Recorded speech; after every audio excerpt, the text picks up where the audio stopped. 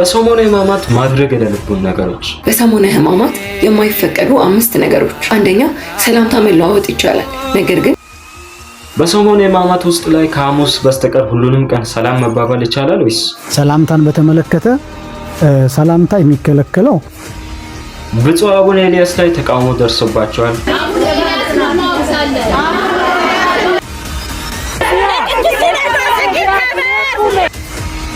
ምንድነው ምክንያቱ?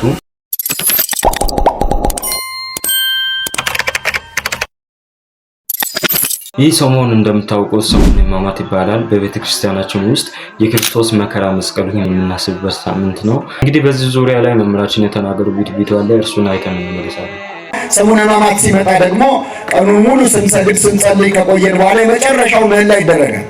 በቤተክርስቲያናችን ምህላው ሲደረግ የክርስቶስን ስጋውን የሚመስል በእውነት ነው። ቤተ መቅደስ ገብታችሁ ስርዓቱን እንድትከታተሉ በዚህ አጋጣሚ ነው አሳስባለሁ። ውጪ ሆኖ እያወሩ ስግደት አሁን ስግደት ነው እያሉ ከመስገድ በሌሊት ሄዶ ቀድሞ ገብቶ እዛ ስርዓቱን ማየት በጣም አስደናቂ ነው። ቤተክርስቲያን በምን ደረጃ የክርስቶስን ሕመም እንደተረዳችው ለማየት የፈለገ ሰው መቅደስ ውስጥ ገብቶ ነው የሰሙነ ሕማማትን ስርዓት ማየት ያለው። እያንዳንዱ ስርዓት ትርጉም አለው። እጅግ ልብ የሚሰብር የክርስቶስን መከራ በምን ጥልቀት እንደምትረዳ የሚያሳይ ስርዓት ነው እና የመጨረሻው ምህላ ላይ ቀሳውስቱ 2 ሆነው በእጃቸው ክርስቶስ ልክ እንደተገነዘ እንደተሸፈነ ሆኖ በዛ አምሳል የተሰራውን ነገር በእጃቸው ይዛሉ እና ይዘው ለረጅም ሰዓት እየዞሩ መንበሩን እግዚኦታ ይካሄዳል። በጣም ልብ የሚሰብር። እኔ ልጅ ሆኜ አንድ ጊዜ ምን ሆነ መሰላችሁ? መታደል ሊሆን ይችላል ወይ ደግሞ ይሄንን ነው ብሎ ይሆናል እግዚአብሔር አላውቅም። በጣም አረጋውያን አባቶቻችን ነበሩ ይሄንን ምህላ የሚያደርሱትና 2 ቀሳውስት ይዘው እጃቸው በጣም ዛለ። እንግዲህ ምህላው በጣም ብዙ ነው እንደምታውቁት የመጨረሻው ምህላ እና እኔ ትንሽ ነበርኩ የዛን ጊዜ ቄሰ ገበዙ ና አሉኝና መሀል ላይ ያዝ አሉ እና ከ2ቱ ቀሳውስት ጋር እግዚኦታው ላይ ያንን የመያዝ አጋጣሚ ኖረኝ። ስርዓቱ አይፈቅድልኝም፣ ያው አንዳንድ እድሎች አሉ ለማለት ነው እና በጣም የሚገርማችሁ ያን ቀን የተሰማኝን መቼም የማልደግመው ነገር ነው። ምህላው ብቻ ሳይሆን እነዚያ 2 ቀሳውስት ያንን የክርስቶስን የተቀበረበት የሚመስለውን አምሳሉን ማለት ስጋውን እንደመያዝ ነው ይዘው እግዚኦታ ሲያስብሉ ያለው ስሜት በትክክል ዮሴፍና ኒቆዲሞስ ሊሰማቸው የሚችለው ያለው። ይችን ክርስቶሳዊት ቤተክርስቲያን ስለሰጠን ስሙ የተመሰገነ ይሁን። ቪዲዮ እንዳያችሁ ነው። ሰሞነ ሕማማት ላይ በቤተክርስቲያን ላይ የምንከባነው አንዳንድ ምስጢሮችን ተናግሮ ነበረ። ከዚህ በኋላ የምናየው በሰሞነ ሕማማት ወቅት የማይፈቀዱ ነገሮች ምን እንደሆኑ እናያለን። ወደ ቪዲዮ።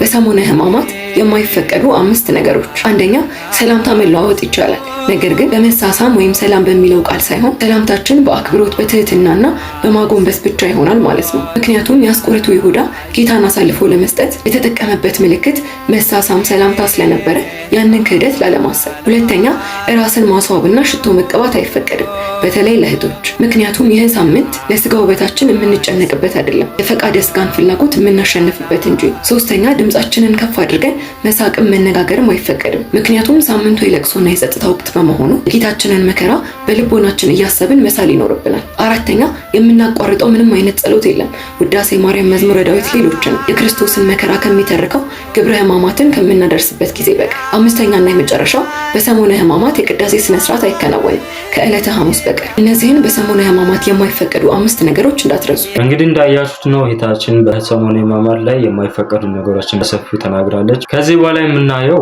መምህራችን በሰሞነ ሕማማት ውስጥ ላይ ሰላምታ ይፈቀዳል ወይስ አይፈቀድም ያሉትን በሰፊው ተናግሯል። እስቲ አይተን እንመለስ። ለሰው ተሳስቶ ሰላም ያለ ሰው በቃ ኃጢአት ሰራ ማለት አይደለም። ሰላምታን በተመለከተ ሰላምታ የሚከለከለው በጸሎተ ሐሙስ ቀን ብቻ እንጂ ሙሉ ሰሙነ ሕማማት ሰላምታ አይከለከልም። ሲጀመር ሰላምታ የሚከለከልባቸውን ጊዜያት የሉም። በቤተ ክርስቲያን ንጹህ ሰላምታ፣ ቅዱስና ልዩ ሰላምታ አይከለከልም። ለምንድን ነው በጸሎተ ሐሙስ ሰላምታ የሚከለከለው ለምንድን ነው ቢባል፣ ያው እንደሚታወቀው ሐሙስ ማታ ጌታችን መድኃኒታችን ኢየሱስ ክርስቶስን ይሁዳ ጌታን በመሳም ወይም በሰላምታ አሳልፎ የሰጠበት ቀን ነውና ያንን ለማሰብ ሲባል በዕለተ ሐሙስ ሰላምታ ይከለከላል። እንደዚህም ሲባል ዋናው ነጥብ ወዳጆችን ሰላም ማለት ወይም ደግሞ የተቀደሰ ሰላምታ መስጠት እሱ ኃጢአት ሆኖ አይደለም፣ ነገር ግን ለማሰብ። ይህንንም አባቶቻችን በነገራችን ላይ በቅዳሴ ሁልጊዜ እንደሚባለው ዲያቆናቱ ወጥተው የሚያሳዩት አለ በቅዳሴ ጊዜ የማይቋረጥና በዕለተ ሐሙስ እሱ ይከለከላል፣ አይደረግም። ያ ማለት ምንድነው? ተአመሁ በበይናቲክሙ በአማሃ ቅድሳት የሚለውን እሱን ከመቅደስ ወጥተው በመስገድ ያሳያሉ። በጸሎተ ሐሙስ ግን እሱ አይደረግም። ለምን ቢባል በዚህ ቀን ይሁዳ ጌታን ንጹሕ የሆነውን ሰላምታ ሳይሰጥ የሰላምታን አመለካከት ያቆሸሸበት ቀን ነውና ያንን ለማሰብ ነው። እና መልእክቱ ግን ከይሁዳ እና ከኤሳው የተለየ እጅ መነሳሳት ወይም ሰላምታ ይኑራችሁ ለማለት ነው። ዋናው መልእክት እሱ ነው እንጂ አንድ ሰው ተሳስቶ ሰላም ያለ ሰው በቃ ኃጢአት ሰራ ማለት አይደለም። ይህን በጥንቃቄ ማየት ይገባል። ሰሙነ ሕማማት አጠቃላይ ሰላምታ አይከለከልም። ሰላምታ የሚከለከለው ወይም እንዲታሰብ የሚደረገው በዕለተ ሐሙስ በጸሎተ ሐሙስ ብቻ ነው። እሱም ደግሞ ዋናው ነጥብ ከይሁዳ ከኤሳው የተለየች ሽንገላ የሌለባትን ሰላምታ ተለዋወጡ ለማለት እንጂ ሰላምታ መቀያየር ኃጢአት ነው ማለት አይደለም። ነገር ግን ለማሰብ ያህል እንታቀባለን። አንድ ክርስቲያን ሰላም ሊነን ሲመጣ ዛሬ እኮ ሰላምታ የለም፣ ምክንያቱም ይሁዳ ጌታን አሳልፎ የሰጠበት ቀን ነው በሰላምታ ስለዚህ ሰላምታችን ንጹሕ ይሁን ብለን ተማምረን እንለያይበታለን ማለት ነውና ይህን ነጥብ ለማስቀመጥ እንጂ ሰላምታ በራሱ ኃጢአት ነው ለማለት አይደለም። አንዳንዶች ሰዎችን ለመዝጋት ስለሚጠቀሙበት ነው። ይሄ ስህተት ነው። ሰላም እንዳለ ሕማማት ነው ብለው አውቀው ሰላምታን የሚጸየፉበት ወይም ደግሞ መጥፎ መልእክት የሚያስተላልፉበት ስለሆነ እሱ ትክክል እንዳልሆነ ለማሳሰብ እወዳለሁ። መምህራችን በሰሙነ ሕማማት ውስጥ ላይ ሰላምታ ይፈቀዳል ወይስ አይፈቀድም በሚል ርዕስ ላይ ብዙ ነገር ተናግሯሉ። በዚህ ዙሪያ ላይ እናንተም ሀሳባችሁን እስቲ ኮሜንት ላይ አስቀምጡ። ከዚህ በኋላ የምናየው ሰሞኑን አነጋጋሪ ቪዲዮ አለ። በግሪክ ኦርቶዶክስ ተዋሕዶ ቤተክርስቲያን ምዕመናን ሰላማዊ ሰልፍ ወጥቶ ነበር። እስቲ ቪዲዮን አይተን እንመለስ።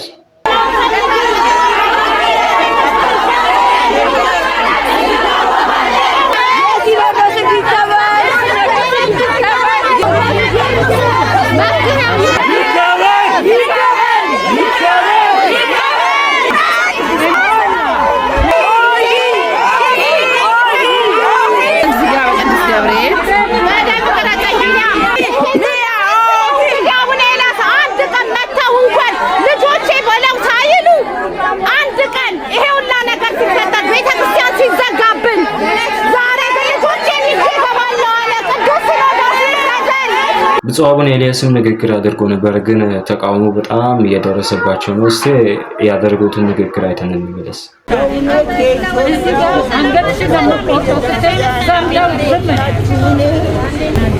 እኔ ላስታርቃችሁ አንድ ላድርግ ሰላም እንድትፈጥሩ ነበረ የመጣሁት እና እምቢ ብላችኋል። ሰላማችን መለስላችሁ። አሜን አሜን አሜን። ስለዚህ የእውነት አምላክ ይህን መሰለ በኢትዮጵያ ኦርቶዶክስ ተዋሕዶ ቤተክርስቲያን የለም አላየንም ባለኝ ለእግዚአብሔር እንዲያው ምን ያህል ታዘባችሁ? ዓለም ግን ታዘባችሁ። ዓለም የታዘባችሁ እውነት የእነዚህ ምን ክርስቲያኖች ናቸው እያለ ዓለም ታዝቧችኋልና ከዓለም ትዝብት እንድትወጡ አደራ እባካችሁ። ይኸው የመንግሥት ወታደር ሁሉ በዙሪያችሁ እያያችሁ የጠራችሁት እርቅማ አቡነ ጢሞቴዎስና አቡነ ጴጥሮስ ጨርሰው ሄደዋል። ዛሬ ለእርቅ አይደለም የተመጣው፣ ለሌላ ነገር ነው።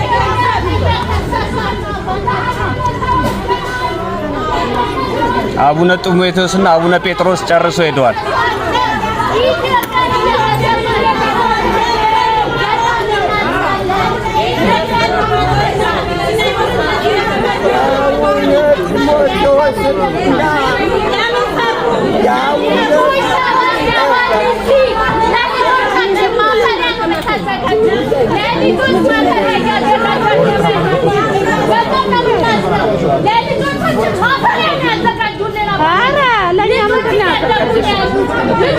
እኛማ ልጆቻችንም ተሳድበዋል። ጦሳቸውን ይዘው ገደል ልጆቻችን እሱስ ምንም አያገባቸው።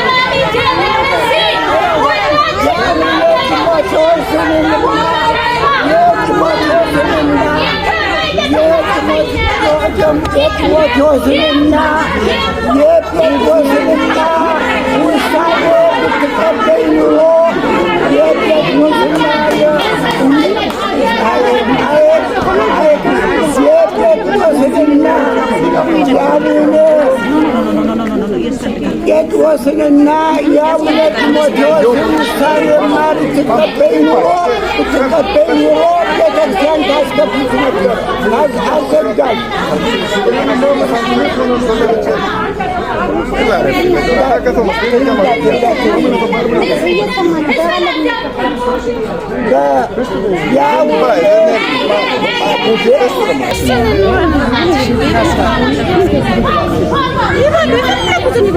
እንዳያችሁት ነው ብፁዕ አቡነ ኤልያስ ምንም ንግግር አላደረጉም ማለት ይቻላል።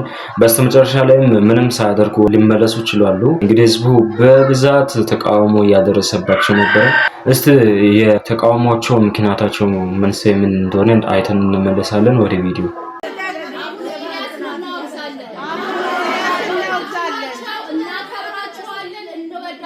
ስራቸውን ግን እናወግዛለን። ሞት አፋፍ ላይ ቆሞ እንዴት በዚህ እድሜያቸው ይሄን ያክል በደል ያደርሱብናል? መፍትሄ ስጡን፣ መፍትሄ ስጡን። ከዚህ በፊት አባቶች ልካችሁልናል። ጳጳሳት ግን ምንም መፍትሄ አላደረጉልንም። ችግሮቻችንን የባሰ አስተሳስረው ነው የሄዱት። መፍትሄ ስጡን፣ በቃ መፍትሄ ስጡን። እኛ ቤተ ክህነታችን አለ፣ እነሱ ያስተካክሉናል። ጅምሩን ይፈጽሙልናል፣ እንጠብቃለን። ግን ቤሩት ተብሎ የሚሰደቡ ልጆቻችን ናቸው። በእነሱ ሳንቲም ነው የ3 ወር የ4 ወር ደሞዛቸውን አውጥተው ገዳሙ የተገዛው። በማንም ገንዘብ አይደለም የተገዛው። የሚሰደቡት ቤሩት ልጆቻችን የገዙት ገዳም ነው። በጾሙ ኪዳነ ምሕረት ታቦቷ ተረግጣለች። በፖሊስ ተረግጠናል። እኛ እንረገጥ ግድ የለም። ቆራቢ መነኮሳቶች እናቶቻችን መጥተው ሳይቆርቡ ሄደዋል። እንደቆረቡ ይቆጠራል። እነሱ ሕፃን ልጅ ክርስትና ታግዷል። በደብረ ዘይት ተከልክለናል። በፖሊስ እያስፈራሩ በራሷ ከመቅደሷ በማህተም በሚሰራው ብር ከየትም የመጣ ብር አይደለም። በማህተማችን እያገላበጡ እያሽከረከሩን እየተጫወቱብን። እውነት የቱ ጋር እንዳለች ቤተ ክህነት እግዚኦ ብላን የምንለምናችሁ እናንተ ነው ታውቃላችሁ። ጊዜ አትስጡት፣ ክፈቱልን፣ ፋሲካችን እንፈስግበት እባካችሁን። እኔ በእንባለምናችኋለሁ። ህፃናት መዘምራኖች እዚህ እያደሩ ብርድ ፀሐይ የተፈራረቀባቸው እንደ ወንጀለኛ አባቶች ስላገለገሉ በሰንሰለት ታስረው፣ እነሱ ግን እልል ብለው ነው በቪዲዮ የለቀቁት። እባካችሁ ይታችሁ፣ የኛ ግድል እንችላለን። መቅደሷ ምክንያት አላት ያልከፈተችበት። ቤቷን እንድትጠርግ ስለፈለገች ነው። እስከ መጨረሻ እውነትን ስለምትፈልግ ነው። ቢሆንም ግን አሁንም ቢሆን መጪው በዓል ትንሳኤ ነውና ለትንሳኤ ቤተክርስቲያናችን ተዘግቶ እንዳይቀር የዓለም ሕዝብ ድምፅ እንድትሆኑን በአክብሮት እንጠይቃለን። ቅዱስ ሲኖዶስም ይህን ተመልክቶ መፍትሄ እንዲሰጠን እንጠይቃለን። ቪዲዮ እንዳያችሁት ነው ለተቃውሞ ምክንያታቸው የሆነውን በሰፊው ተናግሯሉ። ተመልካቾቻችን ለዛሬ የነበረን ቆይታ ይህንን ይመስል ነበረ። ቪዲዮን ከወደዳችሁ ላይክ በማድረግ ቻናሉን ደግሞ ሰብስክራይብ አድርጉ። በቀጣይ ተመልሼ እስክመጣ ድረስ መልካም ቆይታ ይሁንላችሁ።